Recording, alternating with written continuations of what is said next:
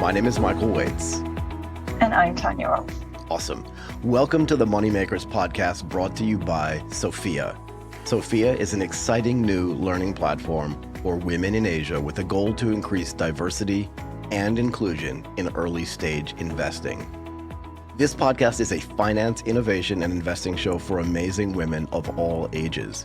Each week, we will feature an inspiring woman from the investment and finance sector or a female founder with a special focus on Asia. Our guest today is Alexandra McGuigan, the Global Development Director for 100 Women in Finance.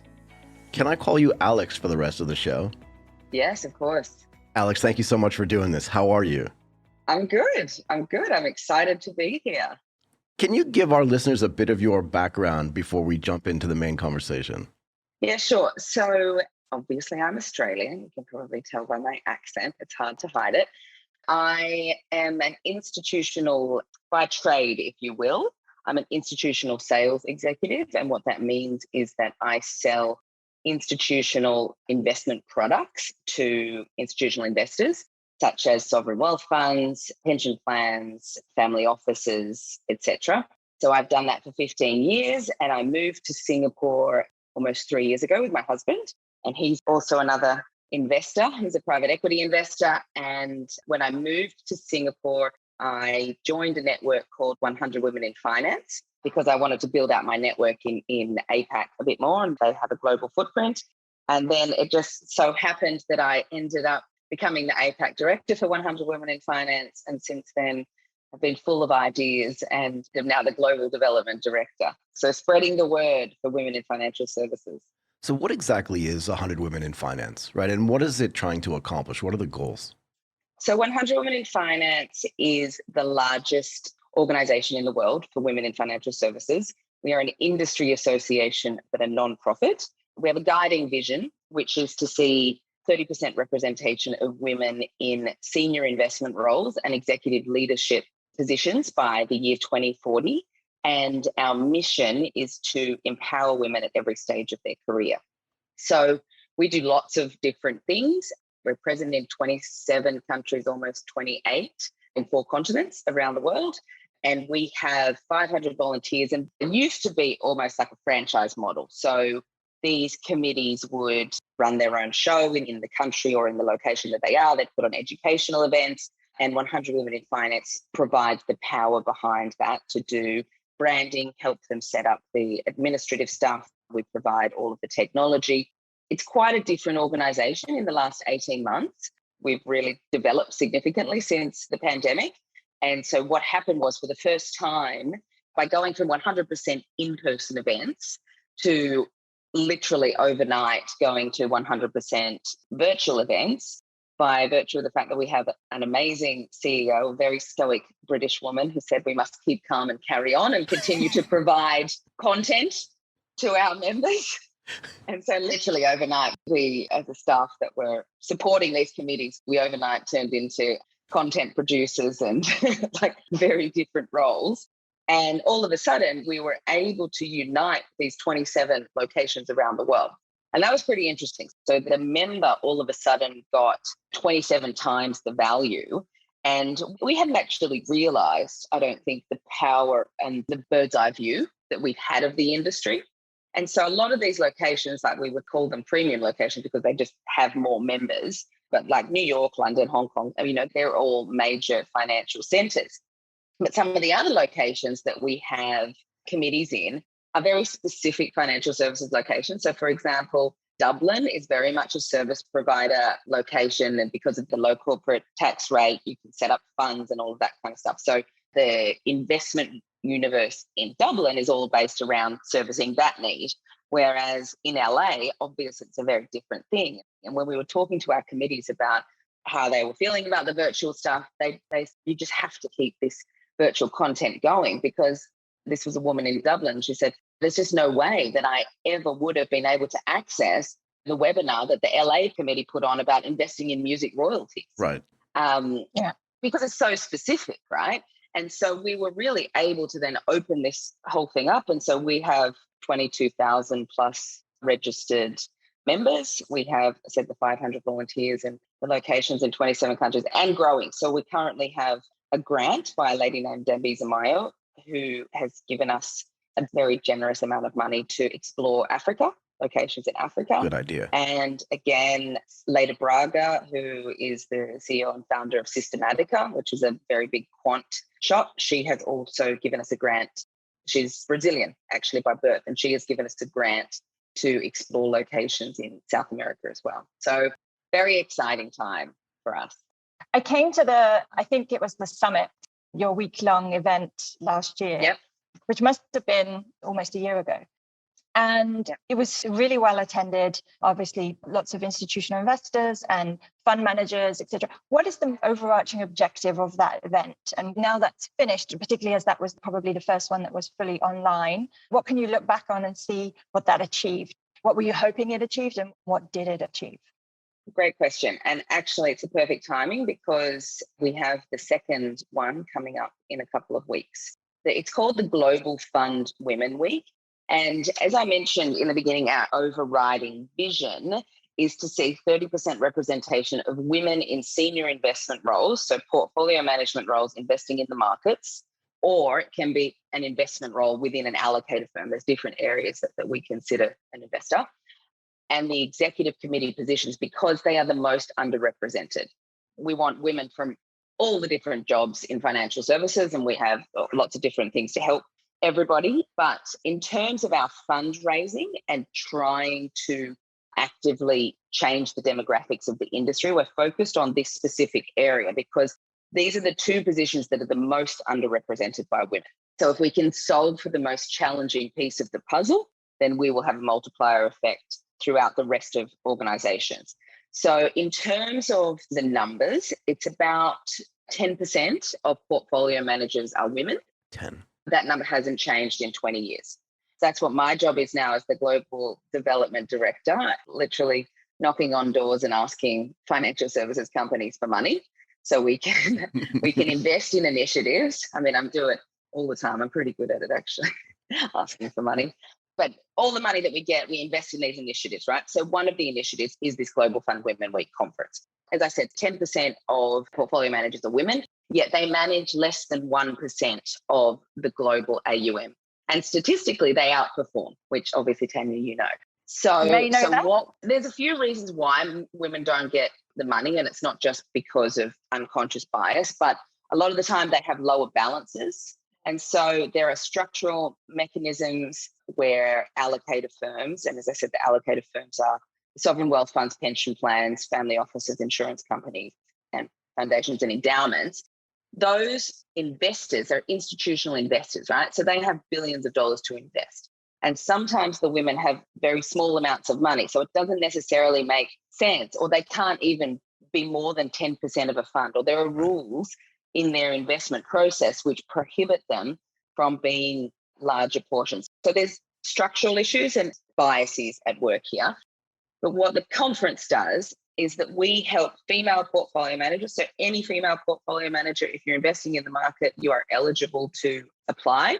And it's a 2-week conference, and we reach out to all of the allocators that we know all around the world, and we ask them to pledge at least 2 meetings. So 2 30-minute meetings with female portfolio managers. And so this year already, we have 550 female portfolio managers attending, whereas last year we had 200. And last year we had 300 global allocators, and this year we're targeting 500. We have sovereign wealth funds, we have pension plans. There are 23 allocators from Australia signed up already. So we're really trying to make a difference and start to see funds flowing to female investors. You touched on something which is very close to my heart of when I was raising a fund, a VC fund, and being too small or too new is definitely one of the biggest challenges. So it's a structural challenge, okay, which is, as you pointed out, a different challenge to the biases, the conscious and unconscious biases towards gender. But the structural challenges are real. Yes. So how do you see a future that's able to navigate those internal structural challenges within the institutional investors?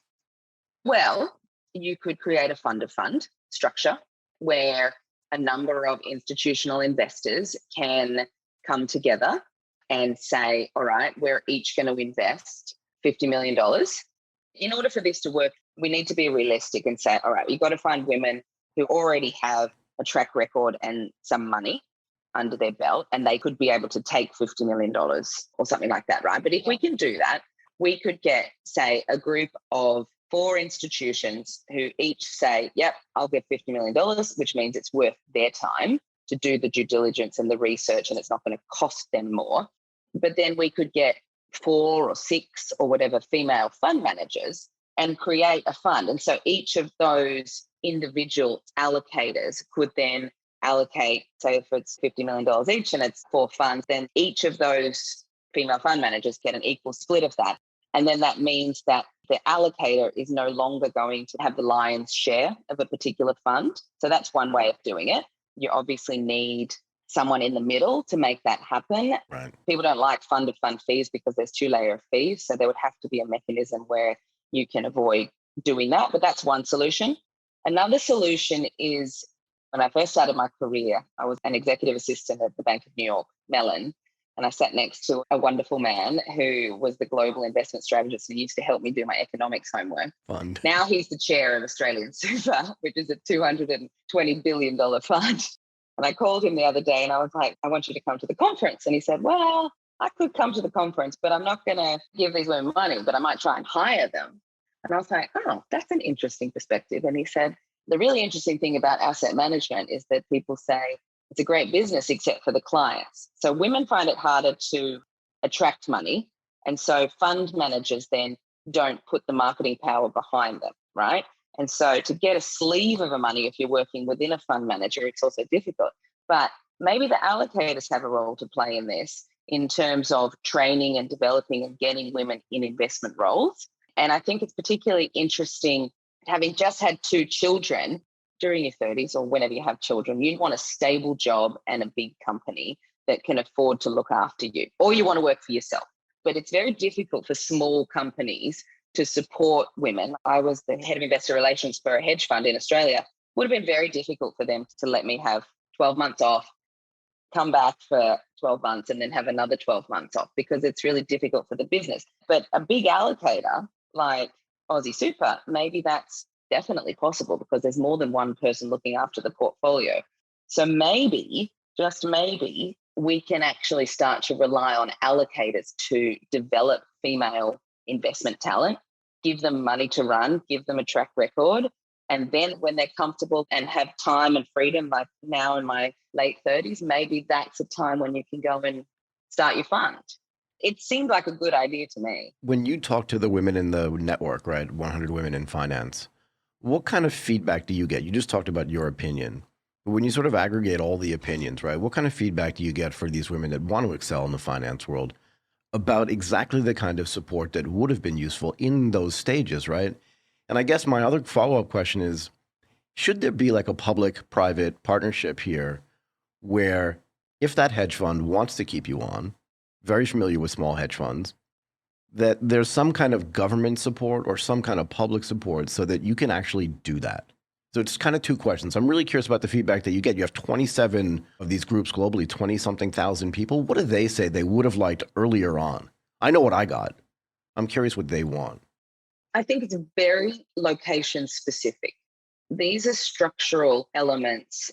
There's lots of different elements at play here in this mid-career section, right? There's parental leave, there's government requirements, there's time that you can have out of the workforce. One of the biggest challenges is support and childcare. And so we're very lucky in Asia that we can have that at an affordable price and continue on to work. And so you actually find that there is a significantly higher participation of women in financial services companies in Hong Kong and Singapore during that period Of time. Right. Yeah, during that period of time. The feedback is different from lots of different people though. And women want stability in that period is what I understand. And a lot of the time, even if they're offered a job, so there's hedge funds that have told me, we're trying to get people to come from the prime brokerage firms. We offer them equity in the company. We offer them great money, great terms, but they don't want to come. And I think it's because of the stability. And they're like, well, I know that I'm in a big firm. I know that I have support here and I've been here for a long time. And so it's a bit of a long-term process, really. And there's not that many women in these roles currently. So they're vying for the same talent and stuff. And so it's tricky. It's really tricky. Did I answer your question? It does. It just sheds an interesting light on the fact that, first of all, there's not a uniform answer to this. And second of all, that maybe it breaks down by region or even by city, right? I mean, I presume that what a woman in LA needs or wants is very different than what a woman in Singapore wants or needs. Yeah. For a bunch of different reasons. But I think we have to talk about it so people can understand there's not a monolithic answer. Yeah. But there still are answers, yeah? Yes, absolutely. And I'm curious about this too. I'm very interested to learn more about 100 Women in Finance because according to some research that I've read, right, by HSBC, She's Business Research, it says that 70% of female entrepreneurs say that building a network is one of their biggest challenges for growing their business and even for growing their career, right? Yeah. I'm curious why building a network for women seems so much harder than it is for men and what needs to change to make that easier and better. Well, that's easy because particularly in financial services, men just have networks by virtue of the fact that there are more men in the company, right? So if you go into an office and there's 2 women when you start, or even 3 women when you start out as a graduate, and there's 7 guys, then the women start dropping off as well, right?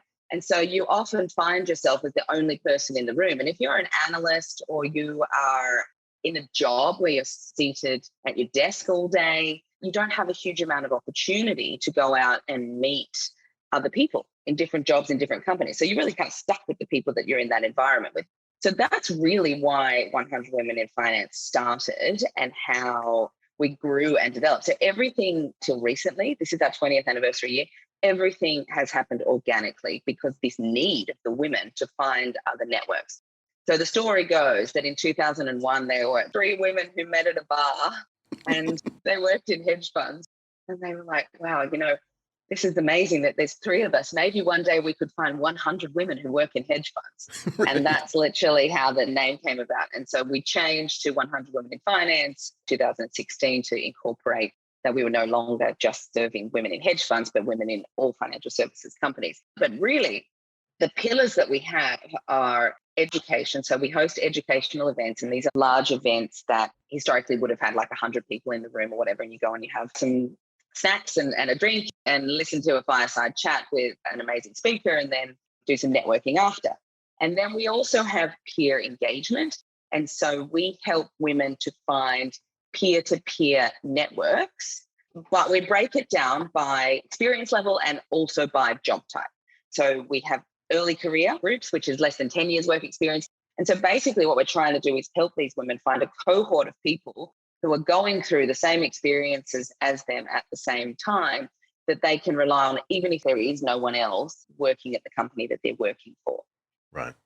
So I was having a conversation with another woman on another one of my shows about this idea that you can't become what you can't see. Yes, absolutely. So how important is mentorship to you, but also to the other women in the network and even just at large? Because if your only choice, like you said, if there are 10 people in a room, yep, 2 of them are women or 3 of them are women and 7 of them are men, your chance for mentorship is just male, almost by statistical definition, right? Yep. So that also needs to be fixed as well, yeah? Yes. And as I said, with the money that we get from these financial institutions, we work on initiatives to change that. So 100 Women in Finance has visibility initiatives because absolutely right, you can't be what you can't see. And at one point, Amanda got fed up with conference providers saying, how can I have a female speaker? They just don't exist. And she was like, well, that's just not true because I know them all. I know 500 female portfolio managers and I'm going to put their faces on our website so you can find them when you're ready. Right. So we have that. So we have the Fund Women Visibility campaign. And actually now there's about 600 female portfolio managers from around the world with their faces up there. And we want to give those women the recognition that they deserve. Because a lot of the time, and this is obviously a generalization, but if I put my head down and work hard, I'll be recognized for my work. Right. But you have to put yourself out there, and there's a whole marketing sleeve that you actually have to do to get recognized, right? So we give them the recognition and we make them visible for themselves, but also for the next generation coming through. So that was the first one. Then last year we launched the Women in FinTech. So we have a database, a public directory of women who run fintech companies. So there's a couple of hundred of them. And I'm currently working on the Allocator Showcase, which will be launched later this month, which is women in senior roles at allocator firms globally. So if you work in investment teams, so CIOs or heads of asset classes, etc. So we've got 90 names that we will invite initially, which are women at CIO levels at these firms. And then we will launch it properly and invite more women to participate. So that's that one. And then hopefully next year we'll do an economist one, female economist. That sounds awesome.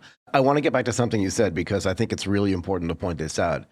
I always thought when I was younger that if I just kept my head down, outperformed, and did a good job, that I would get promoted and get paid more money. And I realized a few years in, and I wish somebody had told me this, and that is you never, ever get anything you don't ask for. Totally.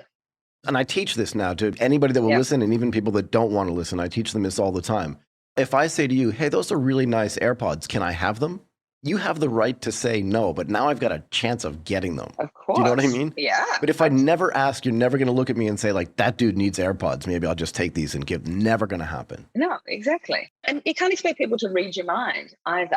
And interestingly enough, when I was in Australia, I was the chair of a group called the ASFA Emerging Leaders. So ASFA is one of the regulatory organisations in Australia for the superannuation funds, which is what we call pension funds. Anyway, the CEO of that organisation used to work at KPMG. And he said to me that when he was a managing director or whatever, and when he was hiring his graduates, he had the ability to pay them between $80,000 and $100,000. Okay. Right. And he had discretion. He could choose how much he paid each person coming out of university. I love So this. these people are all people who have exactly the same, I mean, other than their grades, they've got no experience or anything like that. So he said that the women never asked for anything, so we gave them 80. And he was very apologetic about it because this is 20 or 30 years ago, right? And he said, you know, I had to save my budget, but the women, they never asked for anything. So when I offered them 80, they accepted 80. But when I offered the men 80, they asked for 100. So I gave them 90. And every year when they came up for review, the women were grateful that they had a job and said, thank you so much for paying me to do work. And the men were like, give me more money. And so they got more money. And that is how the pay gap starts. It's not that you come in at 35 with 10, 15 years experience and someone goes, well, the woman, you only get $150,000 and the man, you get $200,000. No, it happens incrementally over time. And you kind of have to pay someone for their new role similar to what they had for their last role. Yes, you can make a big jump upwards, but it's unlikely that someone is going to leave for a new job unless they get at least what they were paid at the last one. Or double. Yeah, for sure. Exactly. But can I ask this? I teach this. I explicitly teach this in all walks of life. If you want more fries, just ask for more fries. You may not get them, but you'll definitely won't get them unless you ask for it. I agree totally. But I also teach this money thing as well. And that is because I did it. I remember sitting in an office with my boss and he was like, your bonus is $50,000. And he was like so happy to give it to me. And I remember just going, oh, okay, like it's not enough. Yeah. Like it's just not enough. And he's like, why? I said, look at my shoes. They have holes in them. He's like, we'll buy some new shoes. And I'm like, I can't afford them. Just to go through that process of like negotiating back and forth, right? Yeah. But I teach this. Do you as an organization or even as an individual teach women like, you got to ask for this stuff. Just keep asking. And you got to get used to no too. Yeah. So we have our education events, which are very much investment focused. And then our peer engagement events are smaller groups where those committees, they put on things like having a negotiation expert come in and talk about how to negotiate, how to ask for more money, how to do this. And so depending on what those women want or have access to, then they put on those events. Absolutely. But I'm totally with you. Sometimes you don't want to ask because it's uncomfortable, but people aren't mind readers, right? And you've got to get comfortable with being uncomfortable. Exactly. To play devil's advocate here, there is also a perception. So I've worked in many large corporates where, in fact, I can think of one law firm in particular where I was in charge of overseeing finance pay reviews for all of our lawyers. And I distinctly remember, and this is one of the reasons why I ventured down towards gender lens investing, because I saw that the women that asked for more or said that bonus wasn't enough or said that their salary increase wasn't enough, which was very few, I agree, and that's a problem. But those that did were seen as troublemakers or difficult women. It was distasteful to the men that were working with me as decision makers around how we allocate salary increases. The guys, no, they're just go-getters and they're just ambitious, and these women are just difficult. And so I think women are balancing that as well, which I think we should not overlook and suggest that women are just too easygoing and not pushing enough. For sure, that's a consideration, but I think we shouldn't overlook that has always been a traditional kind of thinking. Can I just jump in, Alex? Sorry to interrupt you. Go ahead, yeah. This is why it's so important from my perspective, right? And I'll tell you where I get this from later. I think I've already said this to both of you. But that's why it's so important to get this to this 30% number or even higher. Because the women that are going to get there, maybe in this generation, are going to be perceived in a way that's potentially negative. But screw them, right? Not the women, the people that think that, because just get out of my way. Yeah, I get it. And that is the discomfort that's going to have to happen. But that generational change will happen. And for the people that do it, just like for the people that had female suffrage back in the 1920s or whenever it happened in the US, they were super uncomfortable too. And they were definitely troublemakers. Yeah.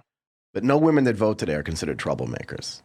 Totally. And it comes back to, you probably are a troublemaker because you're the one or the two women in the room, right? Whereas if there's 5 troublemakers in the room, well, you got to listen to them, right? So that's why it's so important. And you go from being a minority voice in the group to being a majority voice in the group. And the best way to describe that is, I have a neighbor who was in Norway and he went to work there. He was the only person who couldn't speak Norwegian, right? And so he's in a room with 10 other people. And when the boss couldn't figure the words out in English, he just switched to Norwegian because it was only one person. It was only one person that had to catch up or meet up with the rest of the group. But if you've got 10 people in the room and then you have 3 people who then don't speak Norwegian, you have to start considering those people's opinions and those people's perspectives more. I like that illustration because it makes it very clear and shows the way that organizations change their behavior when you go from that 30% mark, which takes you from the minority to the majority. Right.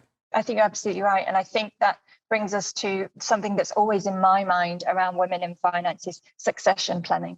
So how do we ensure that girls are coming through high schools, universities, and considering a career in the finance world? Because I'm looking at the stats and we've significantly improved in recent years in terms of numbers of women in senior roles, in terms of numbers of women as fund managers or capital allocators, etc. But we're still talking very, very low numbers. Yep. I have a lot of focus on how do we attract women into these roles, because we need to be that majority and not the minority. And I'm contacted probably 2-3 times a day. Actually, 2 14-year-olds reached out to me in the last week with businesses that they're launching. And one was 18, wanted to be a fund manager. It just blew my mind, that they were this young thinking about it. But these are in the minority. And how do we ensure, I'm a mother of a daughter and I want to make sure that it's an opportunity for her. I'm not suggesting that she goes into finance, but it should be a door open for her if that's the door that she chooses to go through.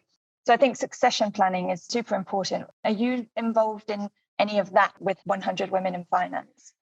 Yeah, absolutely. So all of the money that we raise from our galas and events goes towards the Next Generation Initiative, which is a grassroots level to attract girls into the field. And we're starting at high school level because we want to expose them to what a career in finance might be, because a lot of the time they know what a doctor does, they know what a lawyer does, but no one really knows what someone who works in finance does. I mean, I know the asset management world, but I don't know what people do in investment banking and stuff like that.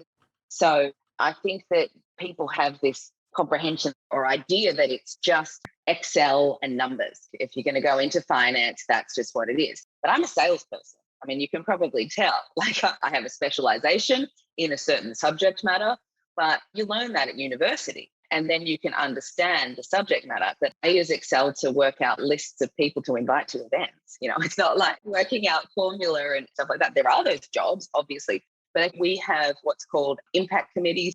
And they go out to schools and universities, and our members, women who have different jobs, so they might be in a sales role, they might be in an operations role, they might be in a funds management role, and they just talk to the girls about what their career is like, what they do, how to get into it, etc.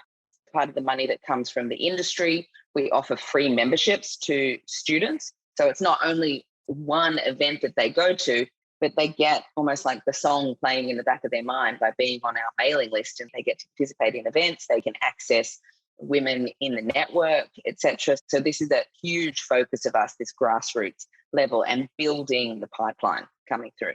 I want to make a point, and then I want to ask you one last question. This is not just a problem in finance. No. And I know you know that. Yeah.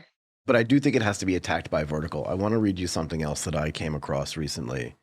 There was an article in the Crimson, right, which is from Harvard University that came out in 2018. And the title of the article was In Short Supply, Women in the Economics Department.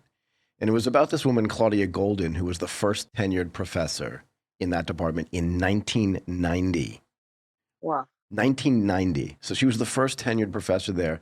And the article says that in the 28 years since she was tenured, the economics department at Harvard has only added 4 other female tenured professors. And the reason why I want to mention this is because that means that 11% of them are female.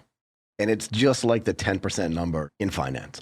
Yeah. I just want to make a point that it's low everywhere. And part of the problem with that lowness is that if you're coming out of the economics department, you're likely ending up in finance. And it's the same problem, right? Because if you're a girl, I use the term girl purposefully, as a 17 or 18-year-old, and you go into an economics department and just see male professors, you're going to drop out in the same way that you're going to drop out of your career. It's the same problem everywhere. Totally. So we have a job board for our members. And interestingly enough, the jobs that have a man who people respond to, significantly less attractive than if the job posting has a woman to reply to.